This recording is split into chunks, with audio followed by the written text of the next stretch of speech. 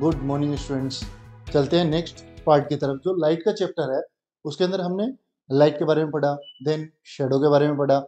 Shadow में भी two types थे उसके, उम्ब्रा पेनुम्ब्रा, उनके करेक्टरिस्टिक्स देखे थे। आफ्टर दैट हमने सोर्स ऑफ लाइट की बात की थी कि सोर्स ऑफ लाइट है वो पॉइंट सोर्स हो सकता है, एक्सटेंडेड सोर्स हो सकता है।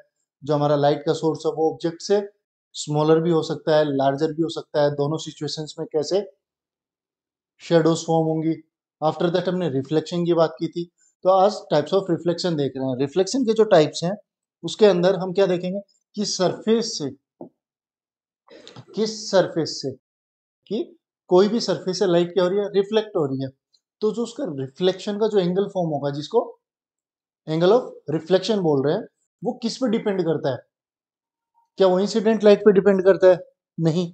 वो किस पे डिपेंड करेगा? सरफेस पे। अब जैसे कि आपके पास दो डायग्राम्स है, एक यहाँ पे रेगुलर रिफ्लेक्शन हो रहा है, एक इरेगुलर रिफ्लेक्शन हो रहा है। तो हमारे पास जो सरफेसेज है ये कौन सी है? Rough surface.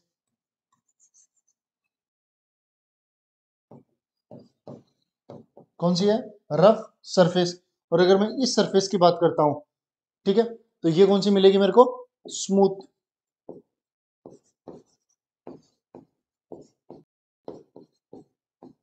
Smooth surface. अब इन दोनों में डिफरेंस क्या हुआ? ये जैसे जो स्मूथ सरफेस होगी वो क्या करेगी, जिस एंगल ऑफ इंसिडेंस पे लाइट इंसिडेंट कर रही है, जिस एंगल ऑफ इंसिडेंस पे लाइट इंसिडेंट कर रही है, वहां से जो एंगल बनेगा रिफ्लेक्शन का वो सेम बनेगा। ठीक है, तो यहाँ पे गौर देखो, ये जो एंगल होगा ये किसके इक्वल होगा? सेम ये जो एंगल होगा वो, ये इंसिडेंस एंगल किसके? रिफ्लेक्टेड। ये इंसिडेंस रिफ्लेक्टेड, ये इंसिडेंस रिफ्लेक्टेड। क्लियर? ये चीज बहुत छोटे है लेकिन क्लियरली विजिबल है कि जब मैं प्लेन सरफेस की बात करता हूं, मेरे पास क्या है? प्लेन सरफेस है। तो जब भी प्लेन सरफेस होगी मेरे पास क्या होगा? रेगुलर रिफ्लेक्शंस होगा। और अगर मैं इरेगुलर रिफ्लेक्शंस की बात करता हूं तो जो सरफेस होगी वो मेरी रफ होगी या अप एंड डाउन हो सकती है। ठीक है, रेज मार्क हो गया, लेकिन शाइनी सरफेस होनी चाहिए। तो इसका बेस्ट एग्जांपल मैं आपको बताता अभी। जब ये इंसिडेंट करती है तो रिफ्लेक्ट करते टाइम ये लोज रिफ्लेक्शंस को फॉलो नहीं कर पाती। रीजन, हमारे जो इंसिडेंस एंगल है वो नॉर्मल से बहुत ज्यादा वाइडर हो सकता है, शॉर्टर हो सकता है। रीजन, क्योंकि जो सरफेस है वो स्मूथ नहीं है, वो कुछ इरेगुलर है। जैसे एग्जांपल के लिए अगर मैं पानी की सरफेस की बात करता हूं तो स्विमिंग पूल्स देखे होंगे आपने, बिल्कुल शांत। जब एकदम शांत रहता है स्विमिंग पूल तो जो सन का जो रिफ्लेक्शन है वो वॉल के ऊपर एक कंप्लीटली राउंड शेप में विजिबल होता है। क्लियर? लेकिन वहीं पे जब स्विमिंग पूल में कोई स्विम कर रहा है या आपने एक पत्थर स्टोन मार दिया, जब वहां पे वेव्स क्रिएट हो रही है, अभी वो सरफेस स्मूथ है? नहीं, इरेगुलर सरफेस हो गई है वो। क्लियर? तो अब जो सन का रिफ्लेक्शन होगा वो आपको डिस्टोर्टेड दिखाई देगा, बिल्कुल कटा फटा, अलग अलग तरीके से। ठीक है, ये क्या था? ये रेगुलर रिफ्लेक्शन और इरेगुलर रिफ्लेक्शन था। वर्ड्स के अंदर देखते हैं। Regular reflection, when a parallel beam of light falls on smooth and highly polished surface. First condition क्या है? हाईली पॉलिश्ड सरफेस, ऑब्वियसली तभी रिफ्लेक्शन होगा। लेकिन स्मूथ कब होगा या रेगुलर रिफ्लेक्शन कब होगा? जब मेरी सरफेस क्या होगी? स्मूथ होगी। Then the reflected beam is also parallel and directed in a fixed direction. या तो आप बोल सकते हैं कि वो एक फिक्स डायरेक्शन में रिफ्लेक्ट हो जाएगी, या अनदर वर्ड्स में क्या बोल सकते हैं कि वो वहां पे लॉज ऑफ रिफ्लेक्शंस का या लॉज ऑफ रिफ्लेक्शंस को फॉलो करेंगे। Such reflections of light is called regular reflection. वहीं पे अगर मैं इरेगुलर रिफ्लेक्शंस की बात करता हूं, जिसका दूसरा वर्ड क्या नाम? Diffused reflection. हमारे इरेगुलर रिफ्लेक्शंस का सेकंड वर्ड क्या है? Diffused reflection. when a parallel beam of lights when a parallel beam of lights falls on a rough surface, then the reflected light is not parallel but spreads over a wide area. Such reflections of light is called irregular or diffused reflection. अब जब भी मैं parallel beam of lights को incident करता हूं कि smooth surface पे, तो वो रिफ्लेक्टेड भी उसी पैरेलल बीम के अंदर होंगी। क्लियरली? लेकिन जब पैरेलल बीम ऑफ लाइट्स को मैं इरेगुलर सरफेस पे इंसिडेंट करता हूँ तो वो इरेगुलरली डिस्ट्रीब्यूट हो जाएंगी या स्प्रेड हो जाएंगी अलग अलग डायरेक्शंस में। ये पॉइंट क्लियर हुआ? Okay,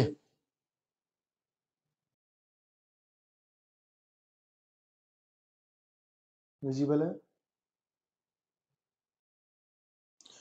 reflection from a plane mirror. जब भी मैं प्लेन मिरर की बात करता हूं तो प्लेन मिरर का मतलब क्या हुआ? आईना, जिसमें हम अपना चेहरा देखते हैं सुबह नहाने के बाद में। ठीक है, तो रिफ्लेक्शंस ऑफ प्लेन मिरर, कोई भी जो ऑब्जेक्ट है वो प्लेन मिरर से किस तरीके से रिफ्लेक्ट हो रहा है, ठीक, हमें विजिबल है कि सर हमारे सामने से, लेकिन पॉइंट ये है कि अगर मैं इस ऑब्जेक्ट की बात करता हूँ, ये ऑब्जेक्ट कैसे विजिबल हुआ? तो कोई भी सराउंडिंग साइड से एक सोर्स है मेरे पास लाइट का, वहां से इस पे लाइट इंसिडेंट होती है और आइस तरफ आती है, क्लियर है, तो मेरे को विजिबल है। लेकिन मेरे को इमेज कैसे विजिबल होगी? तो एक बार हम देखते हैं इस डायग्राम को कि we have an object of height h, मेरे पास h हाइट का क्या है, एक ऑब्जेक्ट है एट डिस्टेंस u, जो कि कितना है, u डिस्टेंस पे है from the plane of a mirror. ये क्या है मेरा mirror. Our object is represented by an arrow. हमारा जो ऑब्जेक्ट है वो किससे रिप्रेजेंट है? एक एरो से।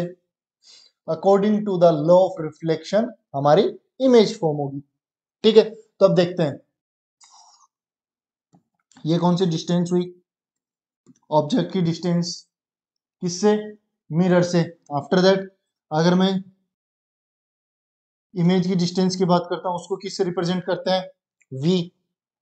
हाइट ऑफ ऑब्जेक्ट कितना है, h not, and height of image h i, या इसको h डैश भी बोलते हैं बहुत बार।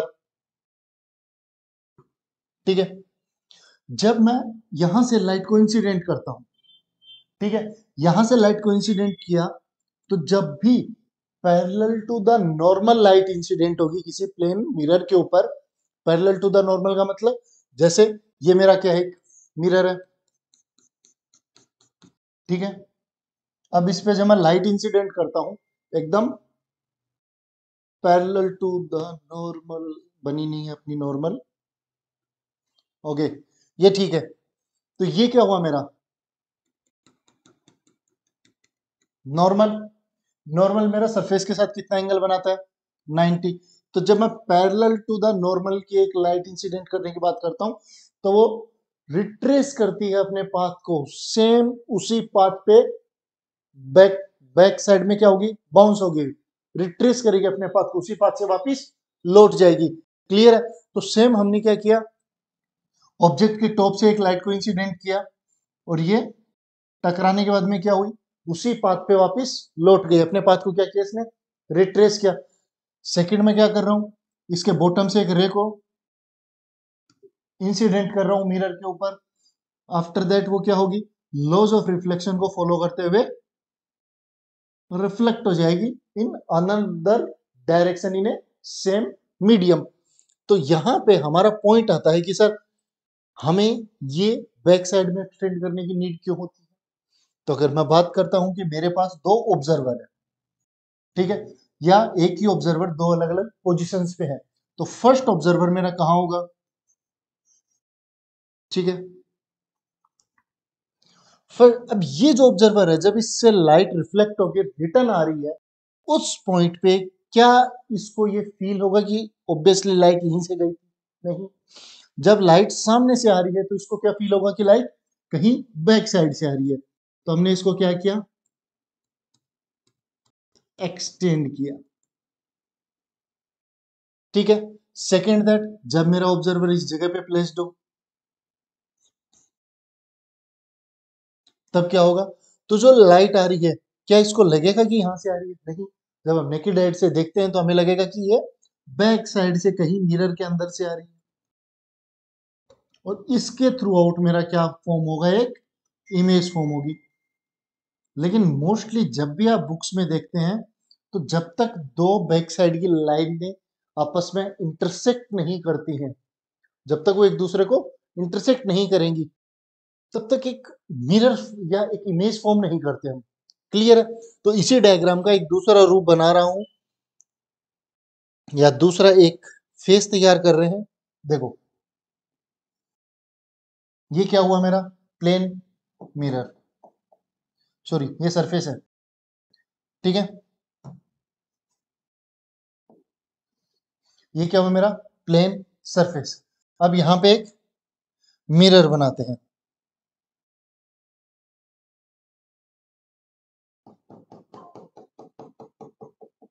क्लियर? अब यहां पे एक ऑब्जेक्ट प्लेस कर रहे हैं हम। ये क्या है मेरा ऑब्जेक्ट।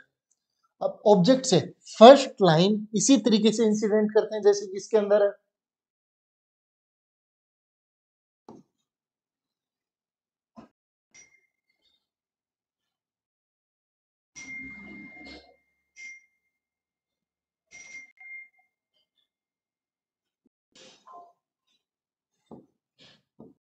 क्लियर इतना? जिस तरीके से मेरा लाइन है वो पैरेलल टू द नॉर्मल किसी मिरर के ऊपर इंसिडेंट होती है, वो सेम रिट्रेस करते हुए उसी पाथ पे लौट आती है। ओके, लेकिन सेकंड रे को मैं इसके बॉटम से इमेज इजेक्ट ना करते हुए क्या करता हूं, एक तरीके से यहीं से क्या ये इंसिडेंट कर सकती है? ऑफ कोर्स कर सकती है। और अगर ये लॉ ऑफ रिफ्लेक्शन को फॉलो करेगी तो ये लाइट डाउनवर्ड साइड में कहीं मूव हो जाएगी। क्लियर है? यहां पे क्या फॉर्म होगा मेरा इंसिडेंस एंगल, यहां क्या फॉर्म होगा रिफ्लेक्टेड एंगल। अब इसी दो लाइंस को बैक साइड में एक्सटेंड करो, हमारे जो ऑब्जर्वर होंगे वो एक ऑब्जर्वर यहां प्लेस्ड होगा एंड सेकंड ऑब्जर्वर मेरा इस पोजीशन पे प्लेस्ड होगा। क्लियर? इस ऑब्जर्वर को क्या फील होगा कि लाइट जो है वो कहां से इंसिडेंट हो रही है, कहीं बैक साइड से। क्लियर है? और इस ऑब्जर्वर को क्या फील होगा कि जो लाइट है वो कहां से आ रही है, coming from to back side.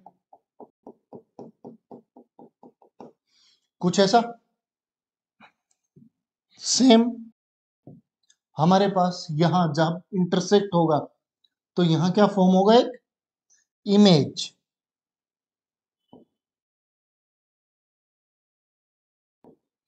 अभी आप गौर से देखिए, ध्यान से देखो इस चीज को, ध्यान से देखिए इस डायग्राम को। क्या ये डायग्राम इससे अप्रोप्रिएट है? Of course.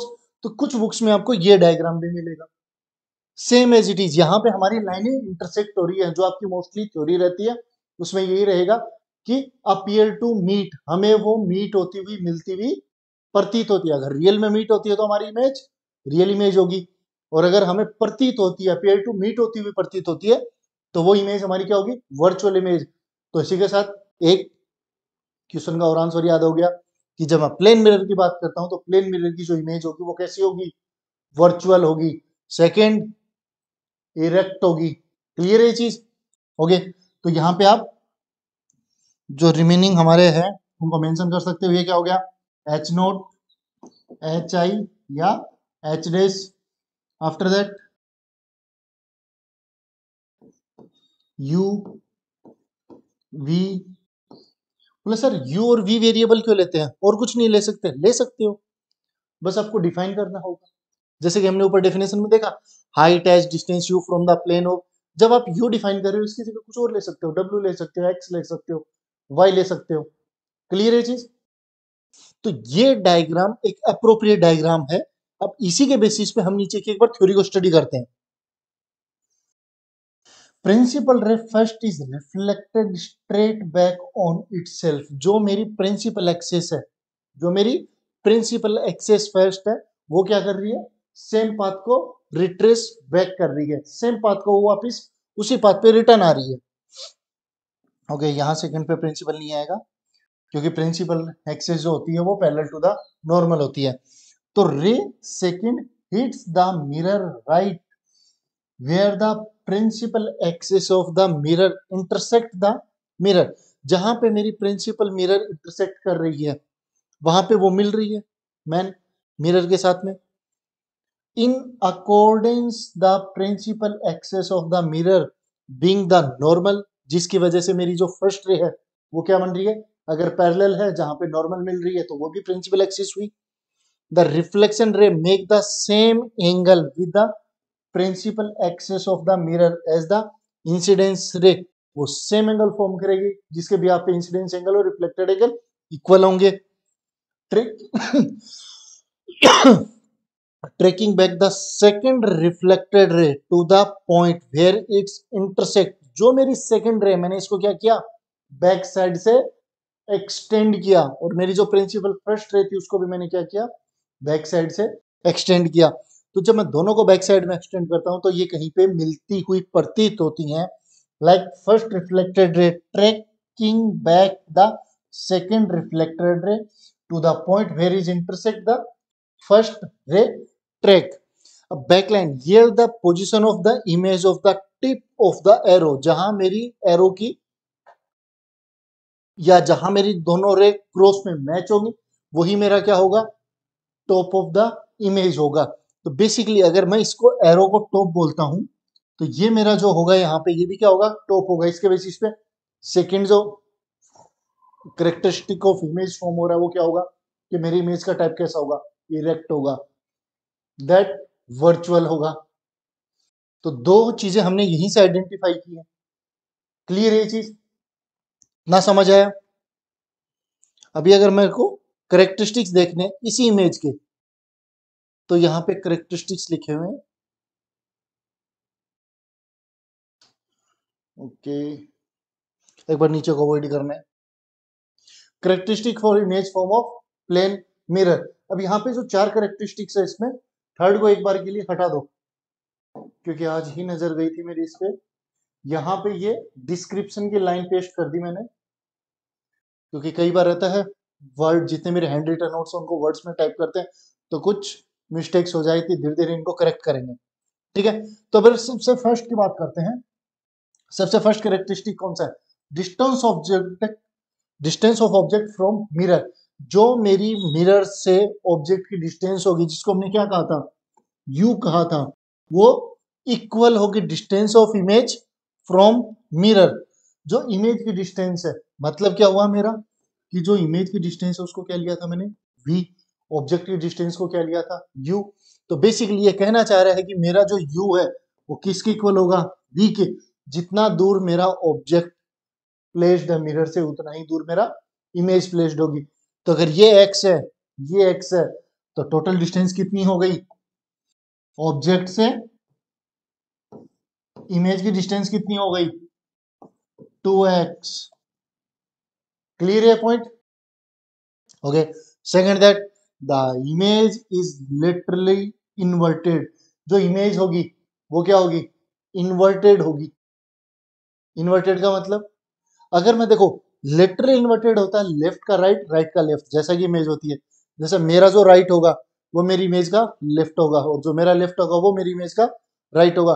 तो इस लेफ्ट टू राइट शिफ्ट होने की पोजीशन को इमेज के अंदर क्या बोलते हैं, लिटरली इन्वर्टेड। और अगर आपके सामने वर्ड आ जाता है केवल इन्वर्टेड, केवल इन्वर्टेड, तो क्या कहोगे, तो जो इरेक्ट पोजीशन है इसको जस्ट नीचे की तरफ करते ही ये क्या होगा, इन्वर्टेड होगा। ओके, थर्ड हमने कट कर दिया। फोर्थ देखते हैं, the size of the image is same as the size of the object. जो मेरी इमेज की साइज होगी, साइज का मतलब मैं इनकी बात कर रहा हूं। तो सेकंड मेरे पास क्या आ गया, कि जो एच नोट होगा वो किसके इक्वल होगा, हाइट ऑफ इमेज। जो ऑब्जेक्ट की हाइट होगी वही इमेज की हाइट होगी। क्लियर? एक मेरे पास आ गया v इक्वल्स टू यू, एक क्या आ गया मेरा, literally inverted. And after that एक सेम लास्ट का करेक्टरिस्टिक्स है जो मैंने थर्ड को कट करके बनाया, या थर्ड की जगह प्लेस करना था मेरे को, वो क्या होगा, इमेजनरी। जो इमेज है वो मेरी वर्चुअल इमेज होगी, वर्चुअल इमेज। तो बेसिकली यहां पे अपन मेंशन कर सकते हैं, फर्स्ट क्या हो गई मेरी, वर्चुअल इमेज, सेकंड, थर्ड, और अगर मैं फोर्थ की बात करता हूं तो यहां आप क्या प्लेस कर सकते हो, लिटरली इन्वर्टेड। एंड लास्ट एक और भी बोल सकते हो, इरेक्ट साइज। साइज में क्या होगा, इरेक्ट होगा, सीधा होगा। तो टोटल ये 5 क्या है, ये करेक्टरिस्टिक्स ऑफ प्लेन मिरर की इमेज है। ये बहुत बार पूछा जाता है। सिंपल 2 नंबर्स का या 2 नंबर का क्वेश्चन आ जाएगा आपके पास में कि मेरे को करेक्टरिस्टिक्स ऑफ प्लेन मिरर बताइए। क्या क्या होगा, फर्स्ट अगर वर्चुअल इमेज होगी, second v equals to U होगा। आप वहां पे प्रॉपर डिफाइन भी कर सकते हो कि u क्या है मेरा, मिरर से ऑब्जेक्ट की डिस्टेंस है, एंड v क्या है मेरा, मिरर से इमेज की डिस्टेंस है। Clear. After that height of object और हाइट ऑफ इमेज भी क्या होंगे, इक्वल होंगे। जितनी हाइट कम होगा मेरी इमेज की उतनी ही हाइट की फॉर्म होगी। ओके, इस पॉइंट को याद रखना।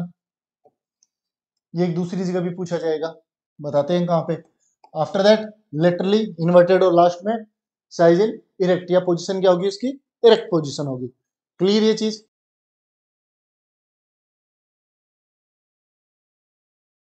ओके,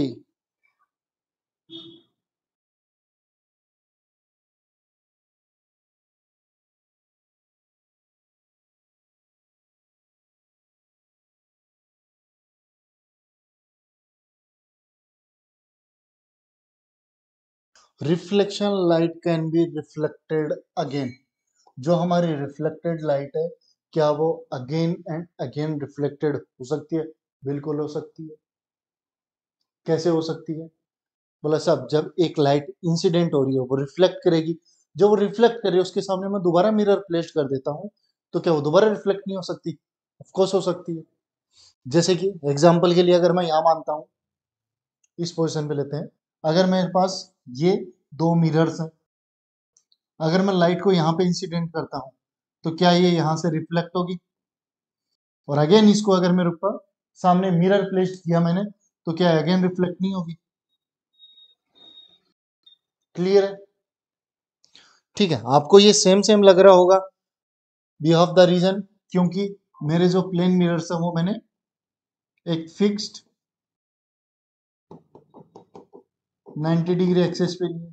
लेकिन अगर 90 डिग्री एक्सिस पे नहीं होते तब ऑब्वियसली रिफ्लेक्शन तब भी होता, बस इंसिडेंस एंगल और रिफ्लेक्टेड एंगल कुछ चेंज हो जाते। तो एक बार देखिए, ये क्या है मेरे दोनों के नॉर्मल, ये क्या है नॉर्मल। अब ये यहाँ पे जो एंगल फॉर्म करेगा, एंगल आई, क्या इसका रिलेशन मैं इससे बना सकता हूँ?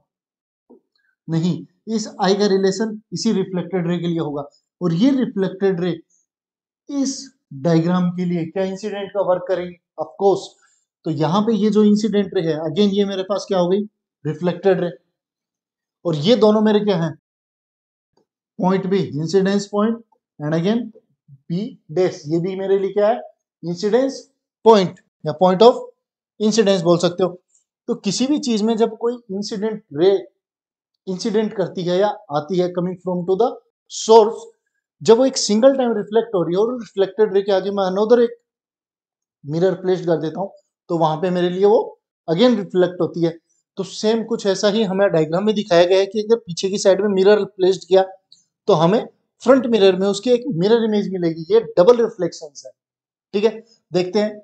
इन a hairdresser shops after the haircut is complete, the hairdresser placed a mirror at the back of the head to show how the hair has been cut. हमें पीछे की side में एक mirror और place किया गया है, पीछे के हेयर्स किस तरीके से कट हुए हैं उनको देखने के लिए। तो ये अगेन एक और रिफ्लेक्शन है। This incident that reflected light can be reflected again with the help of this principle we can construct पायरोस्कोप। हम उसी रिफ्लेक्शन के बेसिस पे क्या बना सकते हैं, पायरोस्कोप। Clear? which are used in submarines, tanks, and also by soldiers in bunkers, see things outside। तो यहीं पे केवल हम पायरोस्कोप ही नहीं बनाते, हम यहाँ पे कैलेडोस्कोप भी बनाते हैं। दोनों के बारे में हम नीचे पढ़ेंगे, लेकिन एक बार इसको देखो कि पायरोस्कोप है क्या एग्जैक्टली exactly? जब हमारे दो एक से ज्यादा रिफ्लेक्शंस हो किसी एक फिक्स्ड एंगल पे, और वो एंगल कितना है, 45 डिग्री। क्लियर है? तो जब एक लाइट रिफ्लेक्ट हो रही है या इंसिडेंट हो रही है आफ्टर दैट रिफ्लेक्शन जो रिफ्लेक्ट लाइट, अगर हम उसको अगेन किसी मिरर के आगे प्लेस कर देता हूं तो वो उसके लिए क्या होगी, इंसिडेंट लाइट होगी, और वो आफ्टर दैट अगेन रिफ्लेक्ट होगी और हमें सेम फर्स्ट लाइट की इन फ्रंट में मिलेगी वहां पे। क्लियर है चीज, या जिस सोर्स तक हमें पहुंचानी है वहां तक हम पहुंचा सकते हैं। इसी के बेसिस पे हमारे पास जो फर्स्ट है वो वो क्या है, पायरोस्कोप। ठीक है, आज दो ही पार्ट देखते हैं इसके। पहला हमारा पायरोस्कोप, दूसरा कैलिडोस्कोप। कैलिडोस्कोप इतना इंपॉर्टेंट नहीं है क्योंकि मोस्ट ऑफ द टाइम वो फन एक्टिविटीज के लिए बनाया जाता है। ठीक है, लेकिन पायरोस्कोप ये बहुत इंपॉर्टेंट चीज है, और ये प्लेन मिरर और प्रिज्म दोनों के थ्रू आउट फॉर्म होती है। तो पायरोस्कोप क्या होता है, एक periscope works on the basis of law of reflection. किसके ऊपर काम करती है, लॉ ऑफ रिफ्लेक्शन के बेसिस पे। Any object in the line of sight reflects the light, making it visible in the pyroscope। जो भी इसके इन फ्रंट साइड में आएगा, जो इस विजन के अंदर आएगा, यहाँ पे, यहाँ से जो भी लाइट इंसिडेंट होगी वो हमें कहाँ विजिबल होगी, बॉटम साइड में, बंकर के अंदर हो, हम टैंक के अंदर हो या सबमरीन्स के अंदर हो। The mirror are placed at an angle of 45। ये फिक्स है। अगर मैं पूछता हूं कि पायरोस्कोप के अंदर मैं किस एंगल पे मिरर्स को प्लेस करूंगा तो कितना रहेगा, 45 डिग्री। ये याद रखना। Such that when light falls on one of the mirror it's get reflected back making it fall on the other mirror। एक लाइट जो इंसिडेंट हुई वो प्लेन मिरर पे इंसिडेंट करती है, एक बार रिफ्लेक्ट हुई, अगेन वो किसी सेकंड मिरर के ऊपर प्लेस्ड हुई और अगेन उसका रिफ्लेक्शन मिलता है, which further gets reflected back to the observer eye। जिसकी वजह से वो कहां पहुंचता है, ऑब्जर्वर की आई के पास में। ये क्या है, ऑब्जर्वर की eyes. But in more complex periscopes prism are used in place of mirrors. कुछ हमारे पास पायरोस्कोप्स हैं जिनमें प्रिज्म भी यूज होता है। The instrument does not produce any magnifications. इस चीज को मार्क कर लो, जो हमारा पायरोस्कोप है वो क्या नहीं करता, सर मैग्नीफाई नहीं करता। हाँ, मैग्निफिकेशन के लिए आप उसमें मॉडिफिकेशन कर सकते हो, आप वहां पे डबल कॉनकेव लेंस यूज कर सकते हो, प्लेनो की कॉनकेव लेंस यूज कर सकते हो, वो एक अलग मेथड है। लेकिन अगर हम केवल पेरिस्कोप की बात करते हैं तो पायरोस्कोप क्या नहीं करता, मैग्नीफाई नहीं करता। Clear, and cross line images. Okay, ठीक है। तो यहां पे दो चीज देखी हमने कि ये जो मेरी है ये क्या है, इंसिडेंट लाइट। अब इसी इंसिडेंट लाइट के ऊपर मैं क्या बनाऊंगा, एक नॉर्मल ड्रॉ करता हूं। तो यहां पे हमारे पास एंगल कौन सा फॉर्म हो गया, ये हो गया एंगल आई, अगेन ये क्या हो गया, एंगल आर। सेम आपको सेकंड रिफ्लेक्शन के अंदर मिलेगा। ये लाइट इंसिडेंट कहाँ होगी, अगेन मेरे मिरर के ऊपर। इसी मिरर के ऊपर रिफ्लेक्ट होते ही मेरा क्या तैयार होगा, ये नॉर्मल। और इसी नॉर्मल पे मेरे कौन कौन से होंगे, angle of incidence, again angle of reflection. ये क्लियर है आपको, ये चीजें क्लियर है, ठीक है। तो पायरोस्कोप क्या हुआ, जब रिफ्लेक्टेड रे अगेन रिफ्लेक्ट हो रही है, लेकिन दोनों में रिफ्लेक्शन एंगल कितना हो रहा है, 45 का। फर्स्ट टाइम भी मेरी लाइट है, वो इंसिडेंस और रिफ्लेक्टेड दोनों के मिड में कितना तैयार होगा, 45। और यहां पे भी इंसिडेंस और रिफ्लेक्टेड के मिड में कितना तैयार होगा, 45। ओके, इंसिडेंस रिफ्लेक्टेड की मिड में नहीं होगा, इंसिडेंस एंगल 45 होगा, रिफ्लेक्टेड एंगल 45 होगा, 90 डिग्री का फॉर्म होगा दोनों में लगे। ओके, फर्स्ट पायरोस्कोप देखा, एंड सेकंड कौन सा देख रहे हैं, कैलिडोस्कोप। बाद में हम वर्चुअल और रियल इमेजेस के डिफरेंस भी देखेंगे। ओके, सेकंड क्या है, कैलिडोस्कोप। अब ये कैलिडोस्कोप का पर्पस क्या है, तो इसका उतना वाइड पर्पस नहीं है जितना हमने पायरोस्कोप का देखा, लेकिन फिर भी कैलिडोस्कोप इंपॉर्टेंट हमारे फन एक्टिविटीज के लिए। जैसे कई पेन्स होते हैं, पेन के पीछे की साइड में आप देखोगे तो मल्टीपल रिफ्लेक्शंस के थ्रू आउट हमें कुछ ऐसा शेप मिलेगा पीछे की साइड में। ये ट्रायंगल शेप में भी हो सकता है, स्क्वायर शेप में भी हो सकता है, पेंटागन शेप में भी हो सकता है, हेक्सागन शेप भी ले सकता है। वो जिस तरीके से उसको रिफ्लेक्शन करवाएंगे या जितनी हमारी इमेजेस होंगी वो उतनी ही एंगल्स पे रिफ्लेक्ट होगी, इसलिए इसमें एंगल ऑफ रिफ्लेक्शंस फिक्स नहीं है। पहले जो कैलेडोस्कोप उसमें एंगल्स फिक्स नहीं होते, जबकि पेरिस्कोप में कितना होता है 45। यही चीज को याद रखना है। तो एक बार कैलेडोस्कोप को रीड कर लेते हैं।